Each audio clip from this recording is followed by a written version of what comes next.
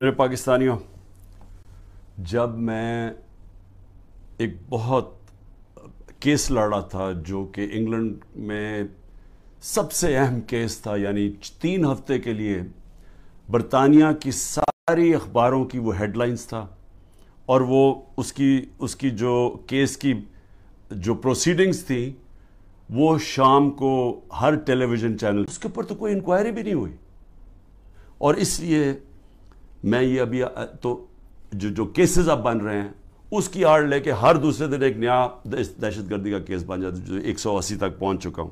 اور یہ اب ممکن ہی نہیں ہے میرے لیے کہ میں ساری جگہ بھاگا پھروں. کوئی میاں والی میں کیس ہے، فیصل آباد میں کیس، جدھر جی وہ 9 مئی کا بنا کے جس کو کیسز ہے. تو کوشش کر رہا ہوں، ملک سے تو نہیں بھاگوں گا. ہو سکے گا کہ ایک وقت ایسا آئے گا کہ میں یہ نہیں کر سکوں، جیل میں ڈال دیں گے، ڈال دے، تیار ہوں میں جیل کے لیے. صرف ایک اور میں چیز کہنا چاہتا ہوں، یہ 144 سے لگا دیتے. ایک یہ نیا ڈرامہ شروع کیا. ہم اب الیکشن کیمپین 8 مارچ کو الیکشن کیمپین کا اپنا آغاز کرتے ہیں. 7 مارچ کو بیٹھ کے پولیس سے طے کرتے ہیں روٹ یہ لاہور کی کہ ہم اپنی، کیونکہ سپریم کورٹ 30 اپریل کا الیکشن اناؤنس کر دیتا ہے، تو ہم اپنی آغاز کرتے ہیں کیمپین کا. صبح پتہ تو چلتا ہے جی ایک دم ساری جگہ پولیس پہنچ گئی، راستے بند کر دیے، واٹر کیننز آ گئی ہیں، ٹیئر گیسنگ شروع ہو گئی جو ریلی. اور میں گھر بیٹھا انتظار کر رہا ہوں، اب میں نے ریلی جوائن کرنی ہے. پتہ چلا جناب ٹیئر گیسنگ ہو گئی ہے، میرے گھر کے باہر پولیس پہنچ گئی ہے. اس کے بعد اگلے دن اس دن ذیل شاہ قتل ہو جاتا ہے، اور جو تشدد سے اس کو بیچارے کو شہید کرتے. اس کے بعد یہ ذرا سنتے جائیں.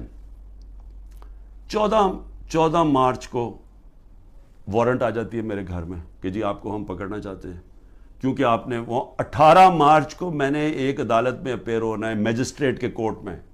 4 دن پہلے پولیس پہنچ جاتی ہے. آپ کو اگر میجسٹریٹ کورٹ میں پیش بھی ہونا ہے تو ایک دن 24 گھنٹے میں پیش کرنا پڑتا ہے. وہ 4 دن پہلے پولیس پہنچ جاتی ہے.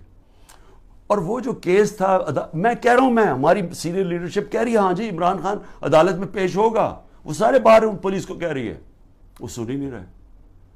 اس کے بعد جو یہ ذرا سمجھیں، جو CRPC کرمنل کوڈ کا جو سیکشن 75 ہے، اس کے مطابق اگر وکیل آپ کو ایشورٹی بانڈ دے دیتا ہے کہ عمران خان 18 کو پہنچے گا تو وہ اریسٹ نہیں کر سکتے.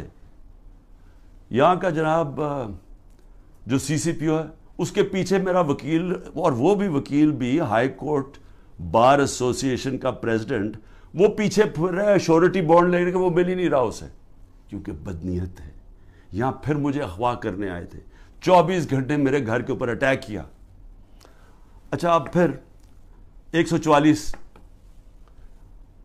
وہاں ہمارا 14 مئی کو جب ہم دیکھ رہے ہیں کہ الیکشن نہیں کرنے جا رہے، تو ہم 6 مئی کو اپنی آئین کے لیے، کیونکہ آئینی طور پہ ان کو الیکشن کروانا چاہیے تھا 14 مئی کو، جب آئینی طور پہ الیکشن نہیں کر رہے تو ہمیں کیا پتہ چلتا ہے کہ جی ایک دم اسلام آباد میں ہم ریلیز نکال رہے ہیں، سارے ملک میں ریلیز نکل رہے ہیں.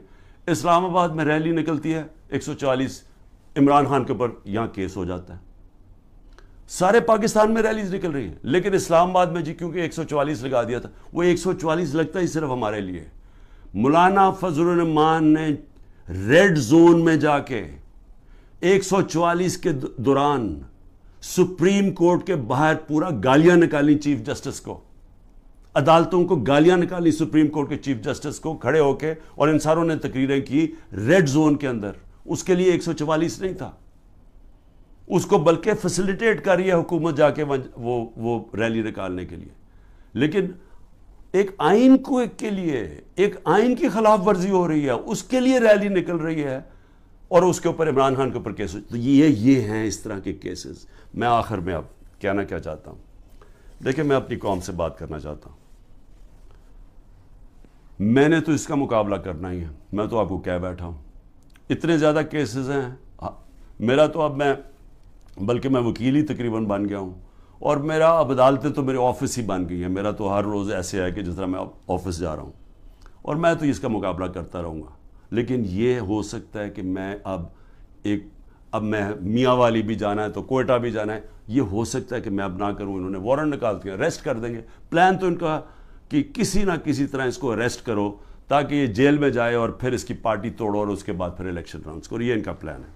میں تو اس کے لیے تیار ہوں. لیکن میں اپنی قوم سے آخر میں کیا کہنا چاہتا ہوں, دیکھیں یہ جو ہو رہا ہے نا, یہ عمران خان بنے پرائم منسٹر, الیکشن جیتے نہ جیتے, جیل میں جائے, لیکن مسئلہ تو پاکستان کا اس وقت.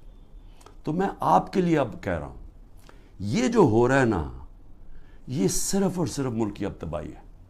یہ جو چور اوپر بیٹھ گئے ہیں, اور میں نے آپ کو ان کے کیسز بتایا, یہ تو کچھ بھی نہیں ہے کیسز, ان کے اوپر تو پوری کتابیں ہیں ان کی کیسز کے اوپر. ان کے اوپر تو باہر کی کتابوں میں ان دونوں کے زرداری اور نواز شریف خاندانوں کے اوپر چوری کے اوپر ان کے اوپر کتابوں کے اندر مینشن کیا ہوا ہے, باہر کے اخباروں میں ہے.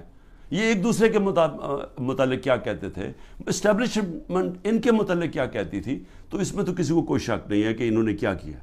اب یہ جو پلان بن رہا ہے کہ عمران خان کو جیل میں ڈال کے ان کو واپس لے کے آنا, چلے عمران خان جیل میں بھی چلا جاتا ہے, یہ واپس بھی آ جاتے ہیں, لیکن ملک کا کیا بنتا ہے؟ میں یہ سوال پوچھ رہا ہوں کہ ملک کا جو حالات ہیں, یہ جو جنرل باجوہ نے یہ انجینئرنگ کر کے ان کو اوپر بٹھایا ہے, کیا ملک بچ جائے گا ایسے؟ مجھے یہ بتائیں کہ صرف معاشیت کو دیکھ لیں کہ ہم جب ایک سال, میرے ہٹانے سے ایک سال پہلے, جو ہمارا ڈالر, کیونکہ اصل مسئلہ پاکستان کا ڈالرز کا ہے, ہم کیوں IMF کے گھٹنوں میں پھر رہے ہیں؟ کیونکہ ہمارے پاس ڈالرز کی کمی ہے. IMF سے ہمیں ڈالرز چاہیے. لیکن جس وقت ہمارا جو آخری سال تھا, 8.7 ارب ڈالر کا ہمارا ڈالر انکم میں اضافہ ہوا تھا, ایکسپورٹس میں اور ریمیٹنسز میں 8.7 ارب ڈالر کا اضافہ ہوا تھا. اس سال جب سے یہ جنرل باجوہ کے یہ تحفے آئے ہیں, انہوں نے ایک سال کے اندر 8.5 ارب ڈالر کی کمی کی ہے ریمیٹنسز اور ایکسپورٹس میں. وہ جو ہمارا بڑھا تھا اور ہمارا پورا ماشاءاللہ جس طرح ہم جا رہے تھے, مزید ہمارا اور بڑھنا تھا, کیونکہ ہمارا 2 سال میں بڑھتا جا رہا تھا. ان کا ایک سال میں 8.5 ارب ڈالر کم ہوا ہے ریمیٹنسز میں اور ایکسپورٹس میں. اس کا مطلب کہ 3 ارب ڈالر کے تو ہم قرضے لے رہے ہیں ان سے, اور جو آمدنی ہے وہ سکڑتی جا رہی ہے. اگر ایک گھر کے اندر آپ کے اوپر قرضے چڑھتے جا رہے ہیں تو آپ آمدنی بڑھا کے قرضے واپس کریں گے نا. اگر آمدنی آپ کی کم ہو رہی ہے تو قرضے آپ نے کیسے واپس کرنے؟ تو یہ ہے تباہی کی طرف. بے روزگاری بڑھ رہی ہے, مہنگائی بڑھ رہی ہے, تنخواہ دار طبقہ پس گیا ہے, عوام کو سامنے کچھ نظر نہیں آ رہا. جو اس ملک کے قابل لوگ ہیں وہ باہر جانے کا سوچ رہے ہیں. 9 لاکھ پروفیشنلز ملک چھوڑ کے چلے گئے ہیں کیونکہ ان کو امید نہیں نظر آ رہی. کیونکہ امید یہ, جب ان شکلیں دیکھتے ہیں جو دبئی میں بیٹھ کے گدوں کی طرح پاکستان کی بندر بانٹ کر رہے تھے, وہ لوگ پاکستان سے مایوس ہو گئے ہیں. آگے نظر کچھ نہیں آ رہا.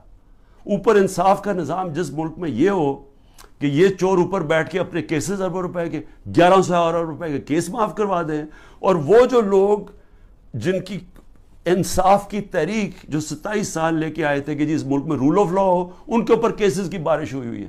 ان کے اوپر 3-3 4-4 کیسز تھے. میرے پر 180 کے قریب کیسز ہیں. کبھی ہوا ہے دنیا میں کسی ملک میں ایسے کبھی ہوا ہے؟ لیکن یہ ہو اس لیے رہا ہے کہ یہاں مجرم اوپر بیٹھ گئے ہیں. اور میں قوم کو آج کہہ رہا ہوں, میں سارے وہ لوگ جو کہ یہ غلط کام کر رہے ہیں ان چوروں کے لیے, دیکھیں اللہ نے کیوں کہا تھا کہ رزق میرے ہاتھ میں ہے؟ اس نے اس لیے کہا تھا کہ کوئی اپنی رزق بچانے کے لیے, تنخواہ بچانے کے لیے, نوکری بچانے کے لیے آپ کوئی غلط کام نہ کریں.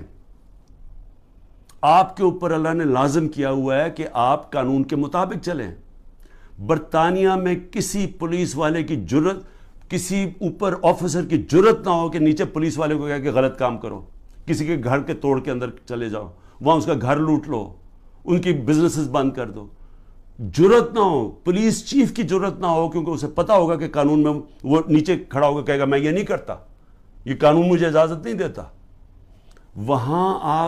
وہاں کا اس لیے وہ کامیاب ہے ملک, اس لیے ہمارے لوگ بچارے سمندروں میں ڈوبنے کی رسک لیتے ہوتے پہنچنے کی کوشش کرتے ہیں, کیونکہ وہاں انصاف ہے. وہاں کسی کو غلط کام کرنے کے لیے آپ حکم نہیں دے سکتے, کیونکہ قانون ہے, انصاف ہے, رائٹس ہیں لوگوں کے. ان کے فنڈامنٹل رائٹس کی ان کی عدالتیں ان کی حفاظت کرتی ہیں. یہاں پکڑ کے جس کو مرضی اٹھا کے اندر جیلوں میں ڈال دو، جس کو مرضی تشدد کرو. جو تشدد کی کہانیاں ہیں اتنی خوفناک ہیں جو یہ اس وقت لوگوں کے اوپر ہو رہی ہیں کہ پکڑ چن کے لوگوں کو اوپر تشدد کر رہے ہیں، انٹرنیشنل لاء کے اگینسٹ ہے یہ. تو جو لوگ یہ سارے لگے ہوئے ہیں اور نیب میں بیٹھے ہیں، ایف آئی اے میں بیٹھے ہیں، پولیس میں بیٹھے ہیں، جو تنخواہ دار لوگ ہیں، میں ساروں کو آج کہہ رہا ہوں کہ دیکھیں آپ اللہ کو جواب دیں. آپ یہ جو چیزیں کر رہے ہیں آپ اپنے ملک کی تباہی کے راستے پہ ملک کو لے کے جا رہے ہیں اور آپ اپنی آخرت بھی تباہ کر رہے ہیں. آپ کو کوئی ضرورت نہیں ہے، جب رزق اللہ نے کہا میرے ہاتھ میں ہے، آپ کو غلط کام کرنا اور گناہ کرنا کی یہ نہ کہنا اوپر والے کو کہیں گے کہ نہیں جی میں تو کیا کرتا، مجھے اوپر سے غلط آرڈر آیا ہے. آپ کا رائٹ ہے کہ غلط کو آرڈرز آپ نہ مانیں. یہ آپ کو قانون اجازت دیتا ہے جو کہ کسی بھی مغربی جمہوریت کے اندر کسی کی جرت نہیں ہے، کسی آفیسر کی جرت نہیں ہے کسی نیچلے والے سے غلط کام کروایا جائے. یہ میں صرف آخر میں اس لیے کہہ رہا ہوں کہ اللہ نے امر بالمعروف کا ہمیں حکم دیا ہوا ہے کہ اچھائی کے ساتھ کھڑے ہو، برائی کے خلاف جہاد کرو. وہ معاشرے کا بنیاد بنتی ہے اور عدل اور انصاف اور امر بالمعروف پہ معاشرہ کھڑا ہوتا ہے. جو وہ معاشرہ اوپر جاتا ہے جو مدینہ کی ریاست میں ہوا تھا، اور اس کو جب آپ خلاف جائیں گے تو وہ آپ اپنے پھر تباہی کا راستہ اختیار کر لیتے ہیں، جو مجھے افسوس سے کہنا پڑتا ہے.